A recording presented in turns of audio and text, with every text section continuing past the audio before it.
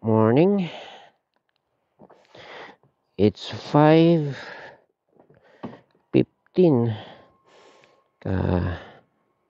Pang ilan si teacher? Pang 3? Pang third? Pang third sa mga dumating na teacher. Narating ko na yung inupahan ni kuya. Ganda. Subdivision, bawal ang pet. Sa isang compound, 6 sila na pinto, up and down. Second floor sila. So 3 hilera. Ay. Pas.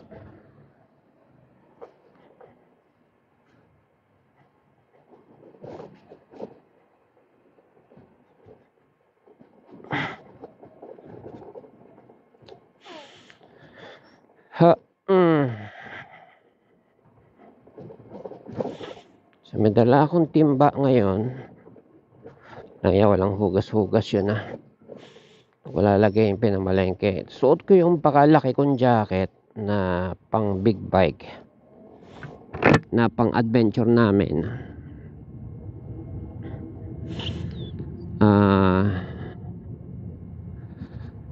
Kung ano oras pa lang ba? 5 pa lang Kung may matsyempohan ako doon na ngayon ko na badalin. Matsyempohan ako doon na bukas na sastre. I doubt May matsyempohan ako doon. Ano ko to, liitan. Kano kaya bayad dito? Shucks. 500? Kasi yung labor doon sa kumot na pinalagyan ko ng stripe na tanso. Ano ba yun? 500, 400 magkano bili ko dito? 2.5. Oh well, ganun talaga kasi mura bili ko dito. Mura to kasi wala nang ibang size. Kaya nga napabili ako ng sobrang laki.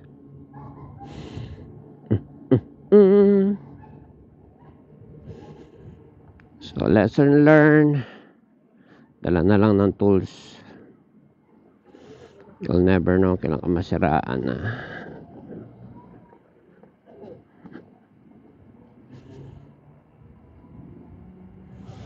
I'm hungry, buwisit ako sa daga sa bahay. Nakakalimutan ipasok kasi nga pagkahapunan namin, diretsong hinatid ko si kuya, si call center agent.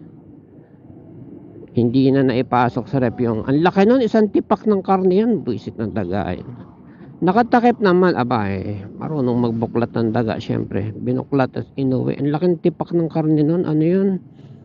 Lomo, ang lambot pa. Buwisit. Sa lamesa.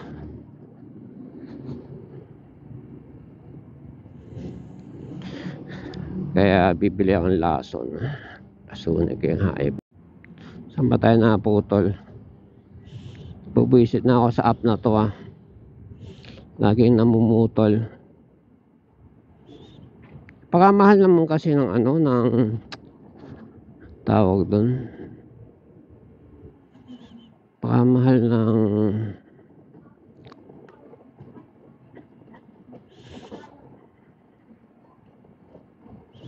may shock absorber. At hindi ako malubak Hindi ako nadaan sa lubak. Ngayon pa lang ako dadaan sa lubak ko dumadaan So baka walang kinalaman sa lubak yun. Hindi, itatry ko connected ako. Next time, I'll make sure na connected ako. Hindi ko kasi ito kinonect sa internet yung phone. Baka ina-attempt niyang kumonect tapos sabi niya, ba hindi ako makakonect disconnect ko nga itong piniplay niya. Excuse.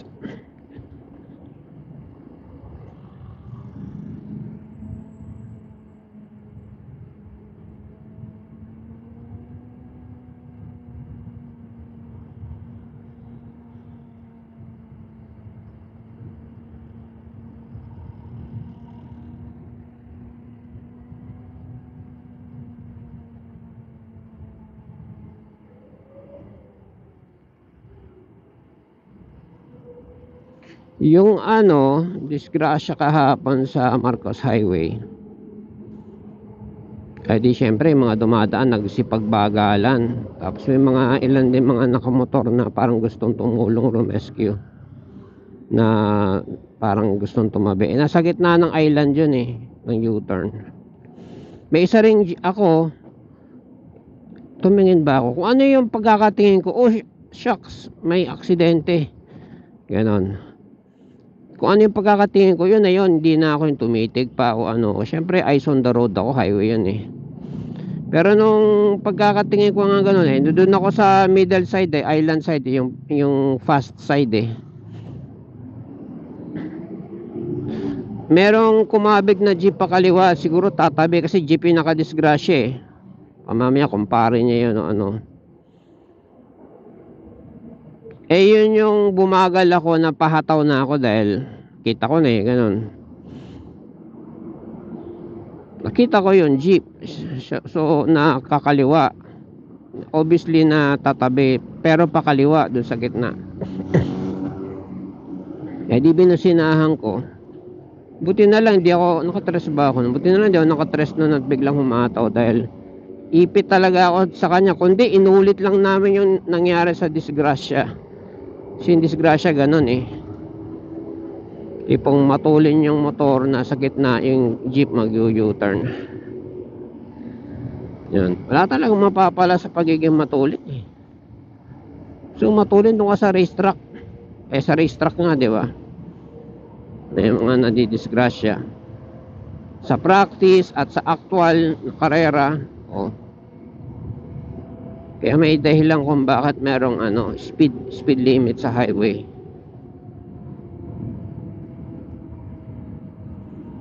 Nakwento ko nga kay teacher eh, nung nakabike ako sa ganyan na sa kaliwa, yung ganyang U-turn, pero dun ako sa kabilang side. May nag-U-turn na nakamotor. Nung pa U-turn na, U-turn, ang laka-laka ng U-turn nan eh. Umano siya, natumba pa kaliwa kasi U-turn siya sa kaliwa. Natumba yung motor niya pa kaliwa.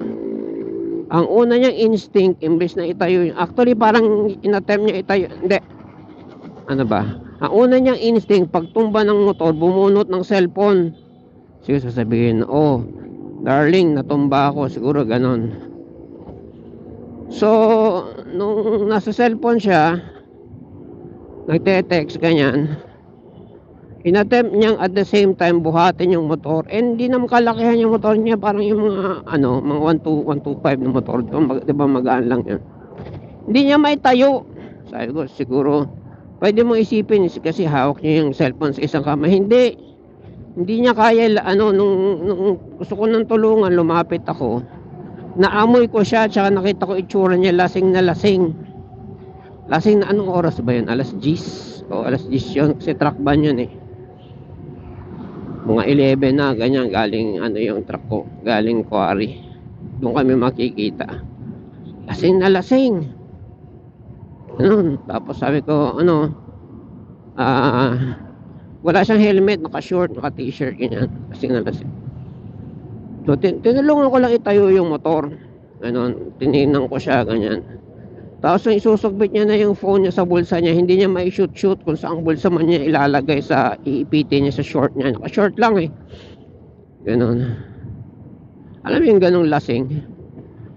Hindi na alam na nangyayari. Parang syempre, ang inaalala, kasi may mga nag-U-turn din na truck na malalaki. Ang inaalala ko sa kanya, maipit siya ng truck. Mamaya hindi siya makita kasi doon siya sa gilid, sa sahig eh. So itinulungan ko siyang itayo yung ano, para in a sense na maging visible siya sa truck na nag-U-turn. Ganon. Pagtayo ko ng motor niya at naisukbit niya yung cellphone niya, kung saan niya naisukbit, humagibis ulit dun sa highway yun eh, sa Katipunan, from Aurora Katipunan U-turn, ganon. Humagibis ulit pabalik sa sa Labor, yung doon, yung highway doon.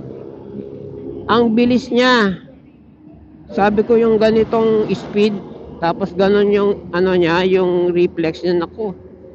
Isang bato lang masagasaan na to, semplang to uli. Yan yung kwento ko kay teacher, yung mga naglalasing, punta kung saang lugar, kailangan magtitira ka ng pang-uwi. Kunwari ka na maglasing, wag kang uminom, hindi mo kaya magtira ng pang-uwi. Know your limits. Ganun. Pabike lang ako noon kasi naantay ko yung truck. Sasampa ko yung bike sa truck.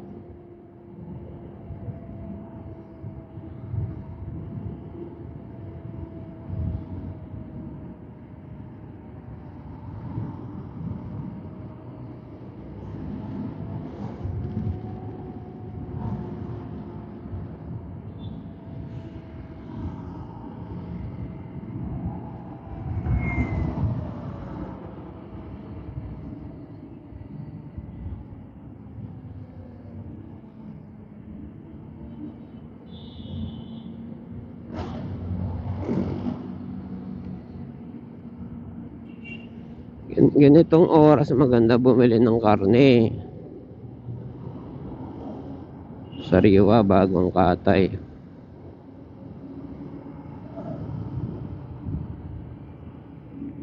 Naalala ko sa Marikina ba yun? May naging friend ako na babae. Ba't ko ba siya naging friend? Para siyang anak ng may-ari ng pwesto o anak siya ng may tindahan, may pwesto at nagtitinda rin siya ng baboy. At may number ako sa kanya, siya sa akin. Syempre nagpapalit-palit na ako ng cellphone. Hindi ko na siya na-chat. Shit.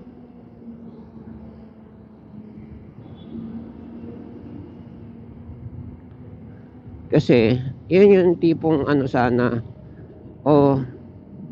may bago kong dito, katay dito, ganyan. Actually nagchat siya ng ganyan, may bago dito ang katay, ganyan. Hindi pa nahihiwa-hiwa. Kasi dinideliver yan ng mga matador, as in isang buong baboy pa na hiwa lang sa gitna, alam niyo yan. Tapos sila na yung magcha-chop-chop. Hindi siya para siya may lalaki na kasama taga-chop. Ganon, pag maaga, alas 4 madaling araw, ganon. Diba, sariwa.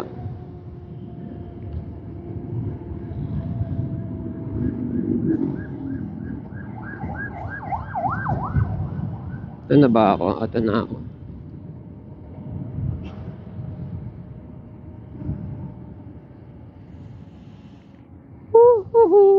Pag gumamit ako ng ADB, hindi na obligado yung tawag na ito, hindi na ako magsuswitch sa 1, 2, 3. Lagi lang siyang nasa 1. Kaya walang problema sa pagmamadali. Problema mo lang hindi ka rin makakasingit basta-basta. Kaya chill ride talaga, literal.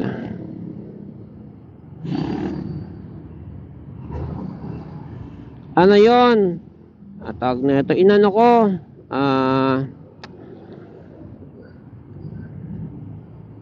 tawag na ito, change oil ko. Change oil, ganyan. First time ko na ako mag-isa. Siyempre ginugol ko, YouTube, ganyan. Doon sa manual, yung mahusay yung isang doon si Motobeast, isang sinubscribean ko. Naglabas talaga siya ng manual. Sabi niya, kapag nagbukas ka ng ng ilalim na tornilyo at doon ka lang nag-drain, 750. Kapag nagbukas ka ng filter, 850 ml. Kaya pala yung yung mga scooter na langis, teka, concentrate tayo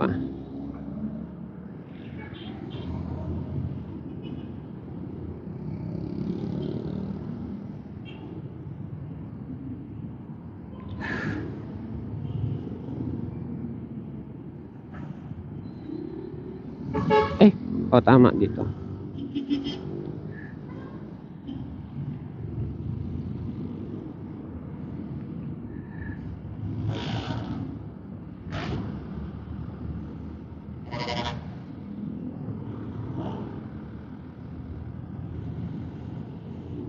Kaya pala yung scooter na langis, pag bibili ka, dalawang option, isang 1 liter, isang 800.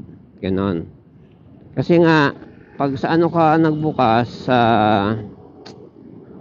tawag nito, pag sa ilalim lang, 850, 750 ml. Kapag doon ka sa filter, 850 ml. Ito lang yung tanong ko, kaya ako narilito isipin. Kasi yung filter, mas mataas doon sa oil cap sa ilalim. Bakit mas dadami ang ilalagay mo kung nagbukas ka ng oil filter? 'Di ba? Yun lang yung ano ko doon, yung hinihingi kong logic doon na explanation paano nagkaganon. Anyways, yung ano ko kasi, yung bote ko 800 ml. Nailagay ko na, alangan na magbawas pa ako kasi doon lang ako nagbukas sa ilalim. Ganon. Okay, and yung second logic doon is si Kel, pag siya yung boyfriend ng anak ko, pag siya yung nag-change oil, 1 liter, dead or alive. Meaning, kung saan ka man nagbukas, kahit saan ka pa nagbukas, hindi, actually, oo, minsan nagbubukas siya ng filter, minsan hindi talagang 1 liter lang lagi. Ang ang rason niya, meron siyang rason na sinabi, pero at the end of his rason, kung ano man yung rason na sinabi niya na ganon, matatapon naman yan tito kung may sobra. Okay. Ngayon, dun sa nagbablog, sabi niya ganon, ang problema sa sa sobrang langis kapag sumobra, kasi in-explain niya dun sa sa manual. Kapag sobra yung langis mo, actually ito sa kotse to sabi niya, pag sumobra yung langis mo, kaysa dun sa sa recommended, hahanap yan ng lalabasan.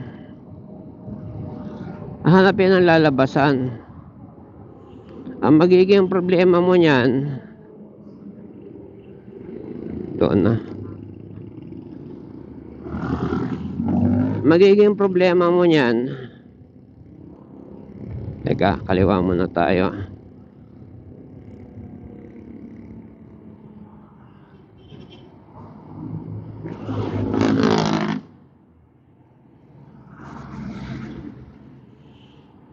Yung lalabasan niya na hindi na natural na labasan ng langis, baka doon sa crankcase kung saan man. Ganon. In the case doon sa motor, doon sa isang vlogger, sabi niya ganon. Itong takip ng itong dipstick, sabi niya ganon, from factory, sabi niya ganon, hindi kahigpitan. Bira mo, plies yung pinangbukas ko, kasi unang change oil yun plies yung pinambukas ko, pero ang gaan pihitin, sabi niya ganon. Tapos dahil duda siya na hindi kahigpitan, sinilip niya yung bunganga ng thread. Pagtingin na doon, may bahid ng langis, itim.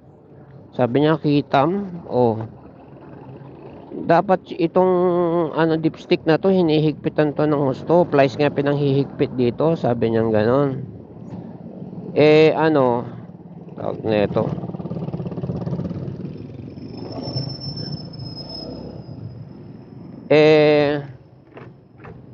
Tawag na ito, ayun, wala siyang Honda na na oil. Tindahan siya, tindahan. Nag-testing siya ng Perpetua para matesting niya na syempre din yung produkto niya.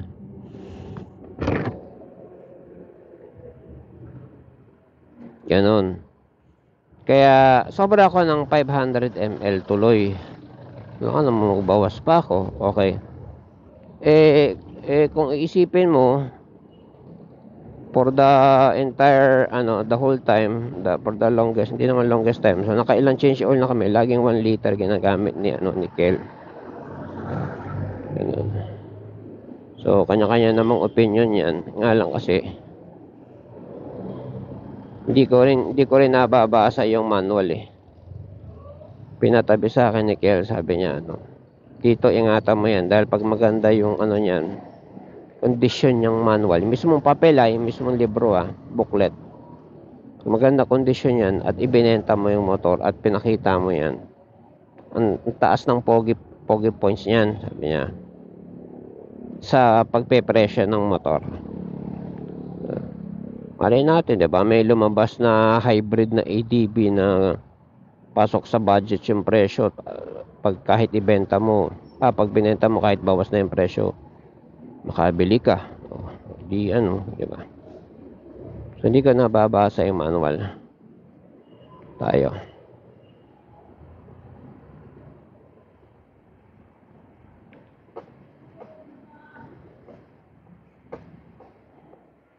Ayan, pakalaki ng jacket ko. Ay no, buhay na. Ano oras pa lang? 5:37. Oh, diba? Buhay na buhay. Isda, baboy, kung ano-ano pa. Tara. Sarado pa yung parking lot na may bayad. Kaya dito tayo. Okay, see you later ulit mamaya. Bye. Hello, testing. Yan, pawang malengke na.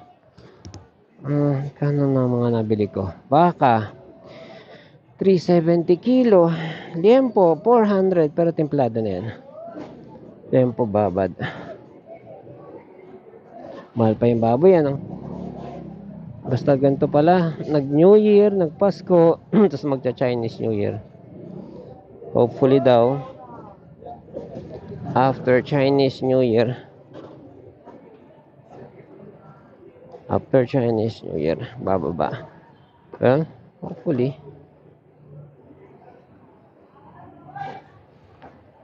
Damn po, gusto ko ng buko. Mahal ng buko.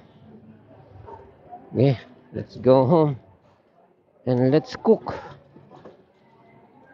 Sarado yung sastre. Papatahi ko sana yung jacket ko. Nag-iisa yung bukas embroidery lang siya So I guess mamaya alis ako maaga-aga, daan ako Masinag. Yan ang the best.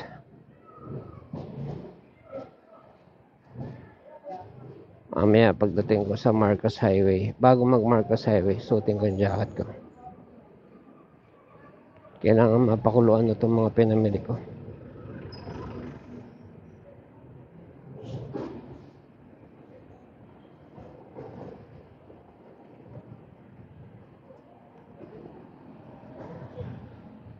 Baka.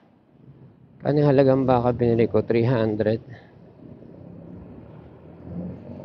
Dalawa lang naman kami.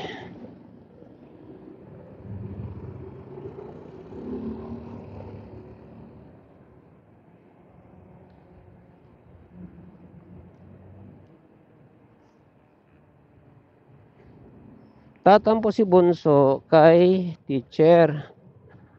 Kasi alam naman si teacher makwenta. Alam niyo ba yung mga teacher kapag halimbawa nag-abutan ng yung mga kwenta nila, kung ano man yung mga kwenta nila, ma'am, ito yung sa ganito, ito yung sa kunwari lang sa tray, di ba? Ito yung sukli sa tray, ito, meron pa akong 10 sa'yo, di ba? Hindi sila yung normal na tao, may 10 pa ako sa'yo, magsasabi lang ng gano'n, di ba? Ganon. May 100 pa ako sa'yo, di ba? Sige. Sa ako at least ako, katulad ng karpintero na kapitbahay ko, binentahan ako ng kung ano man. Tapos ang mahal ng benta niya kulang pa ako 100. Sabi ko sa kanya, di ba may 100 pa, bali niya yun bali na huling gawa niya na hindi na bumalik. May 100 pa ako sa iyo, di ba? Yun na yung kulang ko. Di quits na. Ganyan. Pero si teacher, sila yung halagang 10 piso, halimbawa sa tray, ito yung bayad ng bata, kulang pa pala ng 10. Yung 10 na isusulat yun sa papel. Kulang ng 10. Hindi nagtatawanan yun, seryoso yun. Kulang ng 10. Sige, para sa susunod na tray, ganyan. May pirma pa yun, may sulat, kulang yan. Kinabukasan, iabot yung papel, ganyan, pag na yung kulang. So, lahat proper, lahat accounted for, ganon. Kay teacher. Ngayon, dahil gano'n nga yung kanyang ugali, gano'n ang kanyang, ang tawag sa gano'n, kagawian, gano'n din siya sa mga anak. Gano'n, yung tipong, "O anak, kain na." Ganyan, halimbawa may handaan, ganyan, oh. Gano'n din siya, tipong nag-e-expect siya na merong mag-aabot. May mga trabaho, ang rason ng teacher, may mga trabaho na yan, ganyan yan. Si Bunso naman, may tampo tuloy, parang makwenta si teacher, makwenta. Hindi mo maiwasan yun, ganon siya sa kanyang pagkatao. Kahit kami nga ni teacher kami na mag-asawa lahat nakakwenta o sino sa kuryente. Kasi kung hindi ka magkukwentahan, paano mo mababudget yung pera? 'Di ba? Hindi naman pwede lahat libre. 'Di ba? Ano 'yun? O dad, mamalengke ka. Eto credit card. Go. Ganun, Hindi na pwedeng ganun. Tulad kanina, dad, mamalengke ka. Eto 500. Eto yung gusto ko, ganyan, sasabihin niya mga gusto niya, ganun, Edi syempre, yung kulang doon, abono ko na.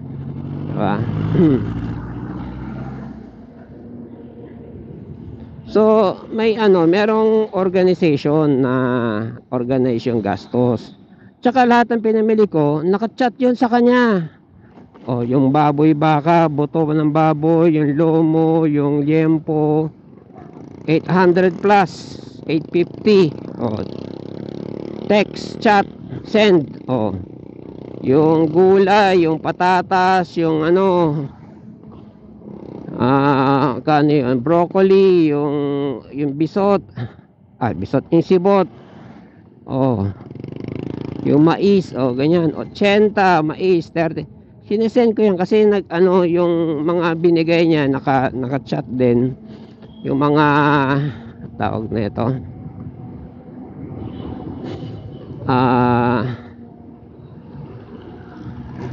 yung mga ginastos ko naka-chat. Kasi once na lumaki kita ako at may pambayad ako sa kanya, may pambayad na mag-audit kami, papa-audit ako, merong i-audit, ganyan. Kasi pag ako may deliver, ganito yung binayad ko sa truck, ganito yung bayad ko sa materyales, ganito yung binayad sa akin, makukwenta ko, malalaman ko kung magkano kita ko.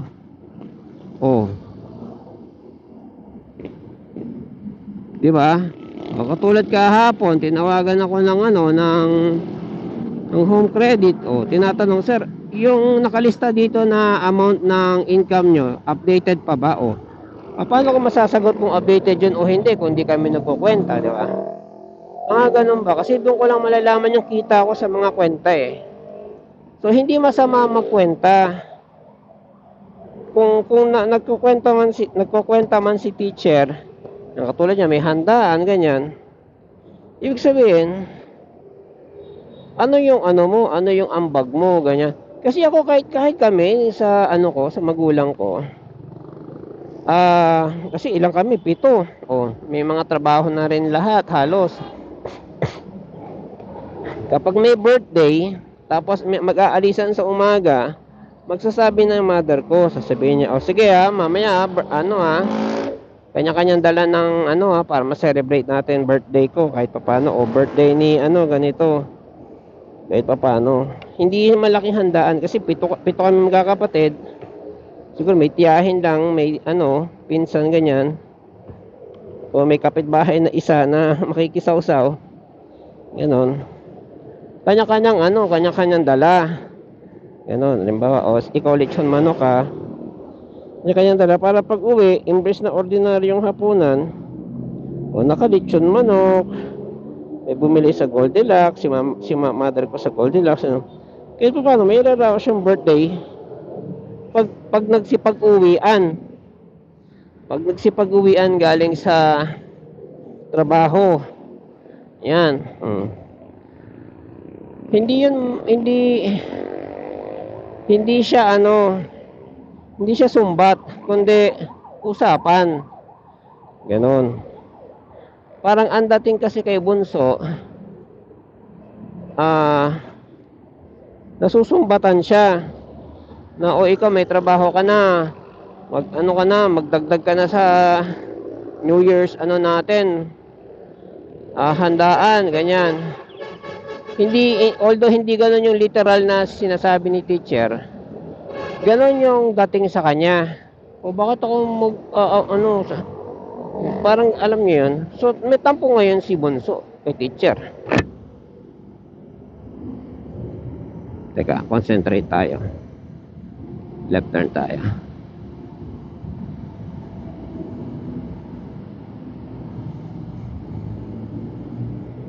Yun oh, solid oh.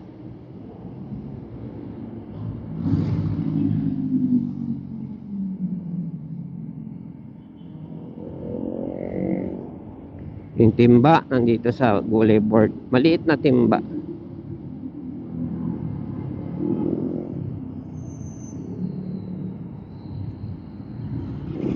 Lilito talaga ako dito sa left turn signal tsaka ano.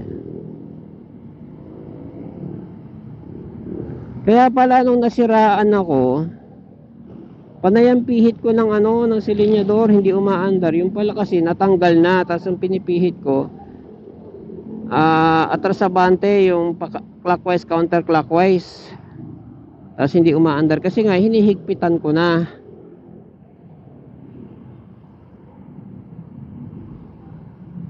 Wala lang kamali-mali, may thread pala yun. Yun pala yun. Now I know.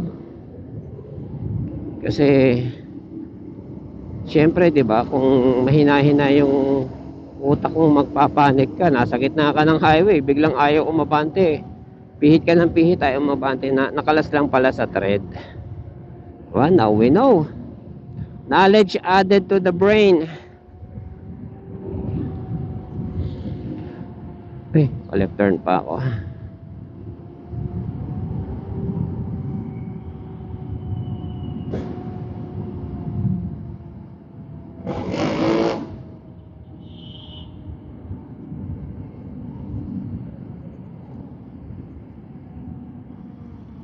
Kaya nag-aano si teacher kay Bunso na ano, na bakit siya sumasama ng loob na ano, kasi sa totoo lang, it should be normal na aattend ka ng ano, ilan lang naman silang anak, 3, o aattend ka ng birthday o hindi, Pasko, ito yung mga lumipas, Pasko, New Year, ganun. Parang ang bigat sa loob niya yung mag-aambag siya, ganyan na, ma, ito kasi ayun ang ano ni teacher nga, ano ba namang, ma, ito yung 200 oh, pandagdag sa handa mo. Palisan akong 2,000 lang yung, palisan kung ganun lang yung gastos sa Pasko, alam niya naman pilihin, ganon. Yun ang inaano ni teacher. Kasi si Bunso ngayon, chinachat ko yun halimbawa, katulad ngayon may baka, o di ang sarap nun, di ba? O, ang lapit lang mong bahay niya, inuupahan niya chat-chat ko siya, hindi siya magre-reply, hindi magsising kahit online, kahit lumipas ilang araw, kahit lumipas ang buwan, linggo, ganyan, siya magre-reply. Ako, tatay ko, magulang ko, merong chat na napanis na hindi na-click, na hindi na ano, ako babasahin ko yun, lalo na ngayon patay na sila. Tapos nag-message sa akin, babasahin ko yun, ngayon pa kayong buhay, di ba? Babasahin ko yun. Ayan, kung mag-chat lang naman ako, katulad nun, kain, pinicturean ko yung ulam, tulad ngayon, may bakang ilalaga, gaganahan pa ba ako mag-aya sa kanya? Ngayong last message ko, hindi nag-chat, hindi nagsisin, hindi nag-ano, dahil nga may tampo siya sa nanay.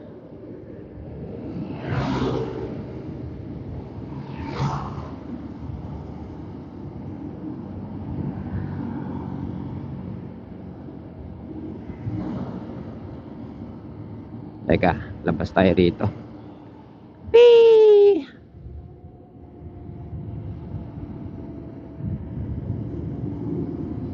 Pakatulin ng truck I'm hungry. Alala ko tuloy yung taho kanina.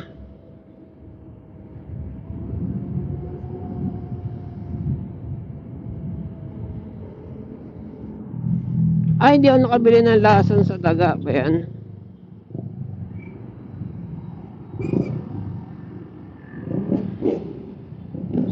nabibili yung lason na yun. Ano kabili?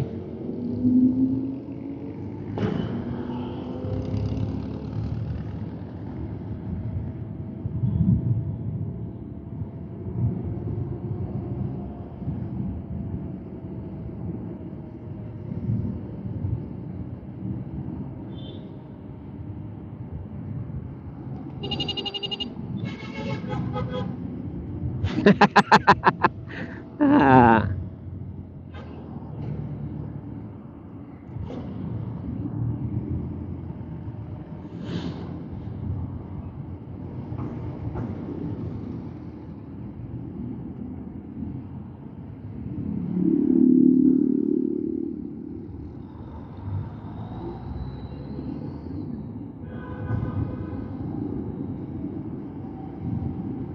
kaya kami yung tratuhan namin sa isa't isa. Ngayon ko lang napagtanto kasi ako maaga ako naulila sa tatay ko eh. Kaya wala akong pattern kumbaga.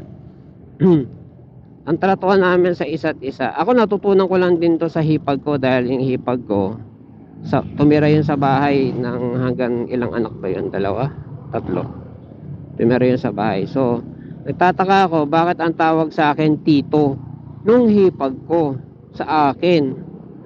Pero eventually, nagets ko rin na para yung pamangkin ko, yung anak niya, tatawagin akong tito.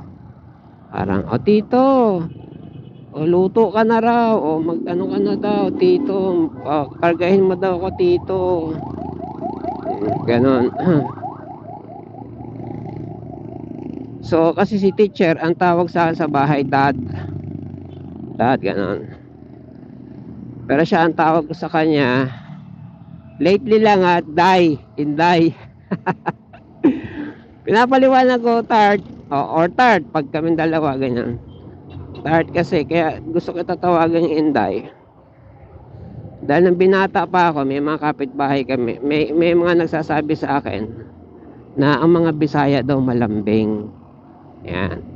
Kaya sabi ko, ako balang araw, pag magkakaroon ako ng asawa, maghanap ako ng mapapangasawa ng seryoso. Gusto ko Bisaya. Yan. Ilabas mo na yung mga ang tawag sa kasambahay, Inday. Ilabas mo na yun. Basta ang gusto ko mapapangasawa, Bisaya. Yan. Tapos, yun nga, ang tawagan ng mag-asawa, Inday, Day at Dong. Kalimutan mo yung mga helper, mga ano na Dong ang tawag yan. Basta yun ang ini-imagine ko, ganyan. Kaya nung kita mo si teacher, Bisaya yan si teacher, ano yun, taga Mindanao yan, lately ko lang siya tinawag na Day, pero dati Tart, ganyan. Yung tratuhan ninyo ng mag-asawa, pattern yun sa mga anak. Kung wala kang respeto, wala siyang sinisigaw-sigawan niya ako sa harap ng anak, di mawawala ng respeto yung anak sa akin, di ba? Sinasaway ko siya, huwag mo akong sisigawan sa harap ng anak natin. Kasi pag nawala ng respeto sa tatay nila yan, kanino pa sila magbabaw? Sinong sasaway dyan kapag may katarantaduhan na gawa yan? Hindi mo kaya yan. Puro lalaki yan, dalawa, yung babae pa tomboyin pa. Kaya wag mo akong sigaw-sigawan. Naririnig naman niya yung sinasabi ko. Kasi palasigaw yan si teacher. Palasigaw yan.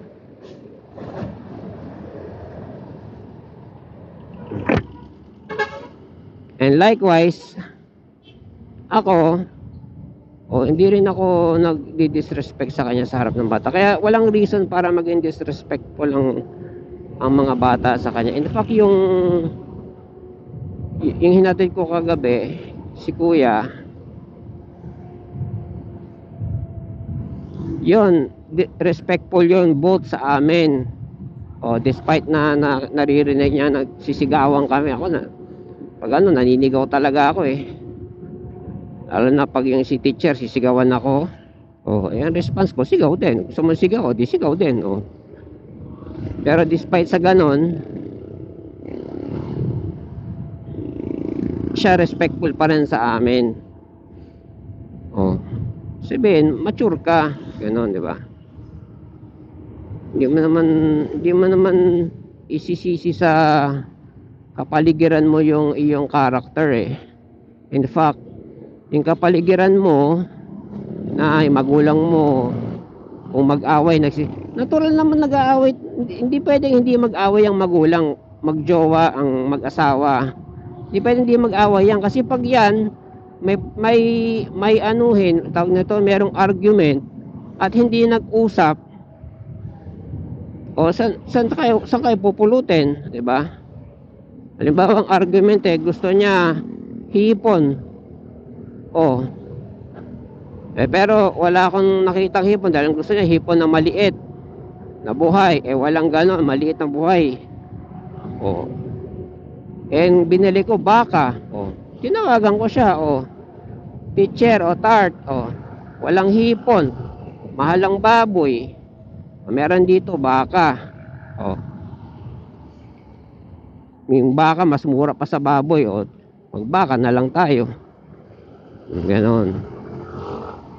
Sabi, no, baka. Ordinary day. Oh, merong argument. Although hindi naman kami nagsisigawan, pero in case na sumigaw siya, oh, sasabihin ko, ikaw pamalik eh. Ikaw pumunta rito, di naman makakita kang buhay na hipon, yung tumatalon pa. Oh. Kaya pag yung magulang mo na wag mong gawing trauma sa sarili mo na trauma ako, magulang ko nag-away. I know the feeling kasi ako nakailang stepfather ako eh. Yung huli kong stepfather talaga yun eh. Mabunganga. Ang bunganga ng stepfather ko na yun. Pag nag-aaway sila ng mother ko, alam ko yung feeling na nag-aaway yung magulang. Stepfather pa yun Pero hindi ko ibabase yung pagkatao ko ngayon dahil stepfather ko kasi nung nakatira pa ako sa magulang ko, ganto ganyan. Kaya ganito ako ngayon. Kaya ganito. Wag ganun. Kailangan ang attitude ganito. Ako, nakailang stepfather ako na although nagsisigawan sila, dahil mahirap ang buhay, kaya sila nagsisigawan dati, hirap sila sa pera. Kaya ngayon, nag-iisip ako paano ako kikita on top o pagiging empleyado or paano kikita ng hindi empleyado. Ganun.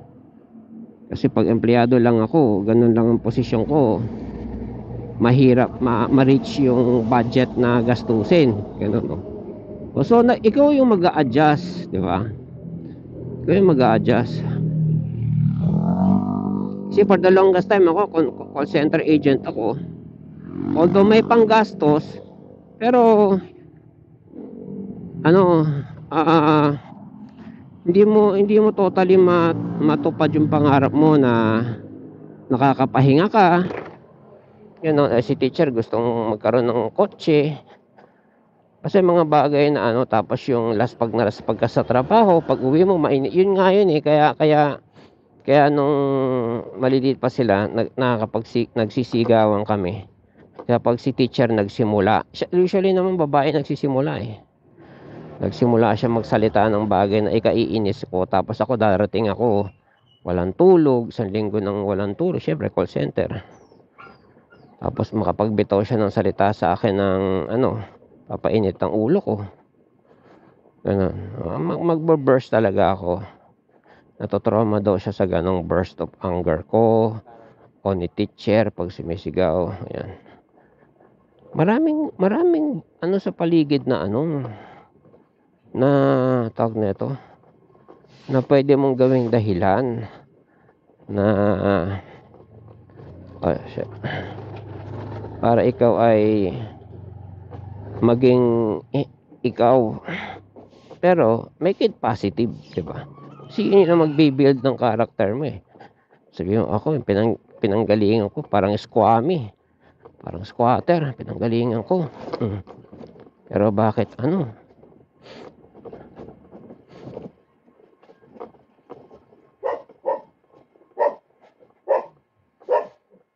pero kaya ako nagsisikap ngayon. Ganun. Kaya nga kagabi binati ko ng gusto yung nilipatan ni kuya eh. Sabi ko, dun sa GC namin na kami-kami na lang. Sabi ko, ang ganda ng apartment ni kuya, ng subdivision niya, tahimik, malinis, ganyan. Kasi kinumpare ko dito, pag nung dumating ako dito, hindi ko lang sinabi. Dumating ako dito kagabi, matao, maingay, daming aso, daming tao, tae sa kalsada, daming tao sa kalsada, iinuman. Squaming, pag kinumpara mo dun sa subdivision na walang katao-tao. So, use your hardship as a way para magsikap. Ganun. Don't use it as a reason kaya ka nagkakaganyan, di ba? So, yun ang masasabi ko.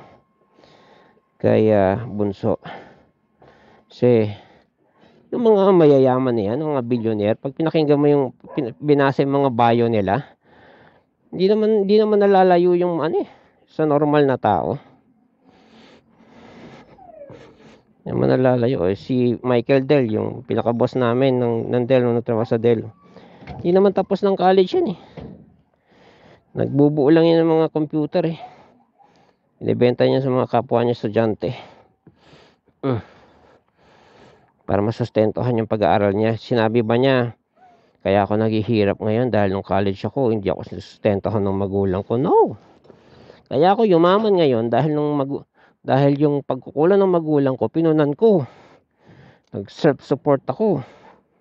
Kaya ako naging bilyonaryo ngayon. Ganun. Diba? Sige. Agis ko ng tumbol. 1, 2, 3. Paano na awayin na? Okay, see you later, alligator.